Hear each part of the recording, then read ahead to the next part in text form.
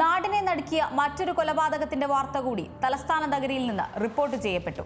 വിളപ്പിൽശാല ചിലപ്പാറ അരുവിപ്പുറത്ത് ഭാര്യയെ ഭർത്താവ് മർദ്ദിച്ചു കൊലപ്പെടുത്തി. ചിലപ്പാറ സ്വദേശി വിദ്യാചന്ദ്രനാണ് കൊല്ലപ്പെട്ടത്.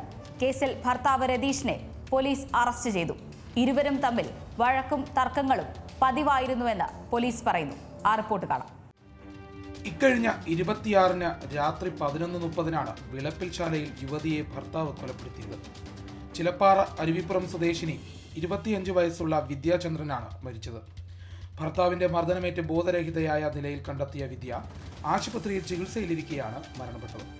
ആദ്യ ഭർത്താവുമായി പിരിഞ്ഞ ശേഷം കഴിഞ്ഞ 2 വർഷമായി വിദ്യ രതീഷിനൊപ്പമാണ് താമസിച്ചിരുന്നത്. ഇവർക്ക് 2 കുട്ടികളുണ്ട്. യുവതിയെ രതീഷ് മദ്യലഹരിയിൽ മർദ്ദിക്കുന്നത് പതിവായിരുന്നുവെന്നാണ് പോലീസ് പറയുന്നത്. നേരത്തെ സമാനമായ പരാതി പോലീസിന് ലഭിച്ചിരുന്നു. 26-ന് നടന്ന മർദ്ദനത്തെ തുടർന്ന് നാട്ടുകാർ വിവരം അറിയിച്ചതിനനുസരിച്ച് പോലീസ് എത്തുമ്പോൾ വിദ്യാചന്ദ്രൻ അനക്കമില്ലാതെ കിടക്കുകയായിരുന്നു. നാട്ടുകാർ അറിയിച്ചതിനെ തുടർന്ന് വിളപ്പിൽശാല പോലീസ് സ്ഥലത്തെത്തുകയും ബോധരഹിതയായ വിദ്യയെ ഉടൻ തന്നെ ആശുപത്രിയിൽ എത്തിക്കുകയും ചെയ്യുകയായിരുന്നു. തർക്കത്തിനിടെ വിദ്യയ്ക്ക് മർദ്ദനമേറ്റതാണ് മരണകാരണമായത്. രതീഷ് തന്നെയാണ് വിദ്യയെ കൊലപ്പെടുത്തിയ വിവരം സുഹൃത്തിനെ വിളിച്ച് അറിയിച്ചത്.